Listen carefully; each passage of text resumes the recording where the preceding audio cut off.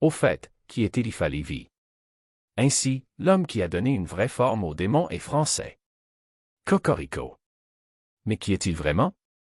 Eliphas Lévi, de son vrai nom Alphonse Louis Constant, est une figure emblématique de l'occultisme du XIXe siècle.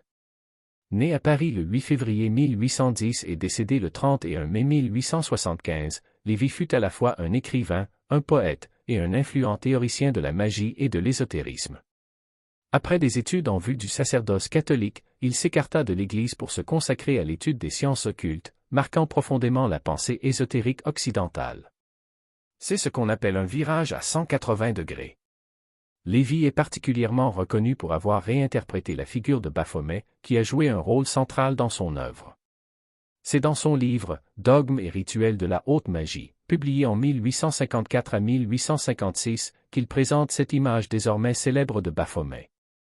Lévi associe Baphomet à l'hermétisme et au principe de l'union des opposés, illustrant le concept de « solve et coagula », soit la dissolution et la coagulation, comme processus alchimique de transformation spirituelle. L'artiste a décrit Baphomet comme le « Baphomet de Méndès », se référant à une ancienne divinité égyptienne, ce qui a contribué à tisser des liens entre la figure de Baphomet, le symbolisme égyptien et le paganisme. Cette interprétation a profondément influencé les courants occultistes et maçonniques ultérieurs, faisant de Baphomet un symbole récurrent dans diverses traditions ésotériques.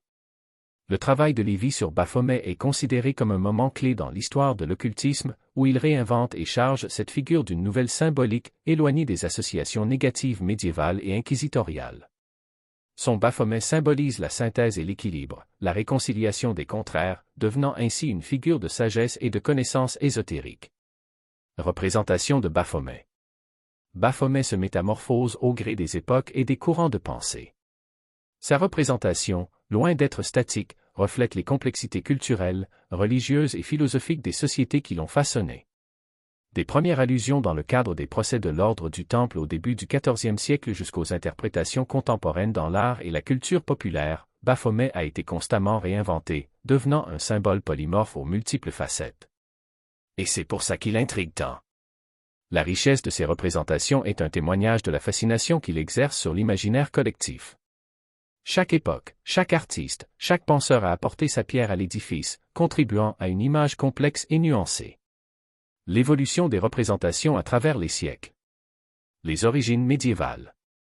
Comme nous l'avons déjà vu, la première évocation supposée de Baphomet remonte au procès de l'ordre du Temple au XIVe siècle, où il est décrit comme une idole ou une figure vénérée par les Templiers. Cependant, aucune représentation visuelle précise ne survit de cette période, laissant cette incarnation de Baphomet dans les ombres de l'histoire. Baphomet dans l'art et la culture du XXe siècle. Au XXe siècle, Baphomet continue d'évoluer, s'inscrivant dans les mouvements artistiques et culturels de l'époque. Dans les années 1960, l'Église de Satan, fondée par Anton LaVey, adopte une version du sceau de Baphomet, une étoile à 5 branches inversée avec une tête de bouc, comme symbole officiel, ancrant Baphomet dans la culture populaire comme un emblème du satanisme moderne. Baphomet à l'ère numérique. Avec l'avènement de l'ère numérique et l'explosion des médias sociaux au XXIe siècle, les représentations de Baphomet se diversifient encore davantage.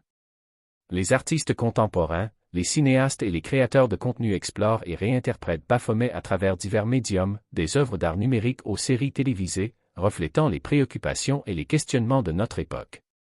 Influence et controverse. Malgré, ou peut-être à cause de, sa nature insaisissable, Baphomet continue de susciter fascination, débat et parfois controverse. Des installations artistiques aux manifestations publiques, Baphomet sert à la fois de miroir de nos peurs collectives et de catalyseur pour la discussion sur la liberté d'expression, la diversité des croyances et l'importance du symbole dans la société contemporaine. Les représentations de Baphomet, dans leur richesse et leur diversité, témoignent d'une figure qui n'est pas simplement un démon, mais un symbole complexe et évolutif qui continue de captiver et de provoquer. Baphomet et la franc-maçonnerie. Parmi les nombreuses associations que l'on attribue à Baphomet, celle avec la franc-maçonnerie suscite particulièrement l'intérêt et, parfois, la plus grande confusion. Cette connexion, née de rumeurs et de spéculations, trouve ses origines dans des légendes, où la fiction et la réalité s'entremêlent. La franc-maçonnerie, avec ses rituels, ses symboles étranges et son héritage, alimente les rumeurs les plus folles. Entre sacrifices d'animaux et orgies, les bruits qui courent au sujet de cette société pas si secrète que ça correspond en tout point à l'image typique et cliché que l'on se fait des sectes. Quant à la vérité derrière ce groupuscule, on est certainement très loin du compte. Cette organisation a été fondée au début du XVIIIe siècle, bien que certains de ses rites et traditions puissent être tracés jusqu'aux guildes médiévales de maçons et d'artisans. Le 24 juin 1717 est souvent cité comme la date de naissance officielle de la franc-maçonnerie moderne, avec la fondation de la Grande Loge de Londres et de Westminster. Cette organisation se voulait un rassemblement d'hommes libres et de bonnes mœurs, réunis par le désir de croissance spirituelle, de développement intellectuel et de philanthropie, loin de toute appartenance religieuse ou politique stricte. Les rumeurs liant Baphomet à la franc-maçonnerie semblent trouver leur origine dans les écrits et les théories du XIXe siècle, notamment ceux de l'occultiste français Eliphas Lévy, dont on a déjà parlé. Cependant, c'est avec les publications de Léo Taxil, à la fin du XIXe siècle, que les allégations d'adoration de Baphomet au sein de la franc-maçonnerie atteignent leur apogée. Taxil, dont les travaux furent plus tard avoués comme étant des canulars, avait créé une vaste supercherie, prétendant révéler des pratiques diaboliques au sein de la franc-maçonnerie, dont l'adoration de Baphomet. Ces accusations infondées ont contribué à alimenter la méfiance et les théories du complot à l'égard de la franc-maçonnerie, malgré l'absence de preuves ou de lien entre l'ordre maçonnique et le culte de cette figure mythique. Comme quoi, même si nous savons désormais qu'il s'agit d'une vaste blague, la plaisanterie dure encore. Aujourd'hui, il n'est pas rare d'entendre, au détour d'une conversation, une personne passionnée par les théories du complot, lister toutes les preuves qui lient Baphomet à la franc-maçonnerie. Zoom sur de vieilles fake news, Léo Taxil, le troll ultime. Au tournant du XXe siècle, l'affaire Léo Taxil secoue profondément l'Église catholique et le monde de la franc-maçonnerie. Gabriel Jogan-Pagès, mieux connu sous le pseudonyme de Léo Taxil, orchestre pendant 12 ans un canular d'une ampleur inédite, prétendant révéler l'existence d'une société secrète, adepte de rites sataniques au sein de la franc-maçonnerie. Le parcours de Taxil, initialement marqué par un engagement anticlérical virulent à Marseille, prend un tournant inattendu lorsqu'il affirme se convertir au catholicisme et entreprendre une croisade contre la franc-maçonnerie. Ses publications, dont Révélation complète sur la franc-maçonnerie et La France maçonnique, dépeignent la franc-maçonnerie comme l'instrument de Satan, une organisation criminelle se livrant à l'intrigue, au meurtre et aux orgies sexuelles pour satisfaire une quête de pouvoir démesurée. Taxil va jusqu'à inventer la secte du palladisme, basée à Charleston, aux États-Unis, qui entretiendrait des liens directs avec les forces démoniaques. La crédulité de l'époque face à ces récits sensationnalistes témoigne de l'atmosphère d'hostilité envers la franc-maçonnerie, alimentée par des siècles de condamnation par l'Église catholique et exacerbée par les tensions politiques et religieuses de la fin du XIXe siècle. Taxil exploite habilement ces tensions, ainsi que l'attrait du public pour le satanisme, pour construire un récit captivant mais entièrement fictif. Bah oui, voir des hommes libres s'interroger, se plonger corps et âme dans les méandres du savoir et faire confiance à la science, ça fait de l'ombre à l'Église. Si l'homme se détourne de la foi et de la spiritualité, l'institution religieuse perd en crédibilité et en fidèles. Et qui dit moins de croyants dit moins de caisses remplies d'or. L'apogée de la supercherie survient avec la prétendue révélation de Diana Vaughan, une convertie au catholicisme, ancienne membre de haut rang du palladisme. Taxil organise une conférence de presse où il admet finalement que l'ensemble de ces révélations n'était qu'une aimable plaisanterie, déclenchant un scandale retentissant. Aimable, vraiment, Taxil, tu es sûr de toi, là? La mystification de Taxil laisse une empreinte durable sur l'image de la franc-maçonnerie et illustre bien la naïveté des gens, en particulier lorsque les récits confirment des préjugés existants ou exploitent des peurs profondes. Cette affaire résonne étrangement avec l'ère des fake news contemporaines, rappelant la nécessité d'un esprit critique face aux informations sensationnalistes et non vérifiées. Retour à Baphomet et à la franc-maçonnerie. Au fait, c'est quoi la franc-maçonnerie? Commençons par une introduction efficace, ce serait mieux de savoir de quoi on parle, contrairement à celles et ceux qui gobent les rumeurs de Taxil. La franc-maçonnerie, telle qu'on la connaît aujourd'hui, trouve ses origines dans les guildes de maçons et de bâtisseurs de cathédrales du Moyen Âge. Avec le déclin de la construction des cathédrales, certaines de ces loges opératives ont commencé à accepter des membres honoraires, menant à la formation de la franc-maçonnerie symbolique ou spéculative moderne. Comme on l'a dit, en 1717, la première Grande Loge, une association de loges, a été fondée en Angleterre, marquant le début de la franc-maçonnerie organisée au niveau national. Cette société fraternelle, connue pour ses enseignements qui prônent la moralité, la charité et l'obéissance à la loi du pays, exigent de ses membres qu'ils croient en l'existence d'un être suprême et en l'immortalité de l'âme. Bien que la franc-maçonnerie ait souvent été perçue à tort comme une institution chrétienne, elle a rencontré une opposition considérable de la part de la religion organisée, en particulier de l'Église catholique romaine. Les francs-maçons, depuis leur début, ont élaboré une histoire mythifiée pour leur société, remontant leur lignée jusqu'au roi Salomon pour souligner l'ancienneté et la continuité de leur tradition. La franc-maçonnerie, dans son essence, est une organisation qui promeut des valeurs éthiques, la fraternité et la quête personnelle de la vérité à travers des symboles et des allégories empruntées à diverses traditions architecturales, religieuses et philosophiques. Ses fondateurs, dont les noms se perdent parfois dans l'anonymat des siècles, n'avaient pas pour but de créer une nouvelle religion ou de promouvoir l'adoration de divinités païennes ou ésotériques, mais plutôt d'établir un cadre pour le développement moral et spirituel de ses membres. Des membres parfois très connus dont Winston Churchill ou encore Benjamin Franklin.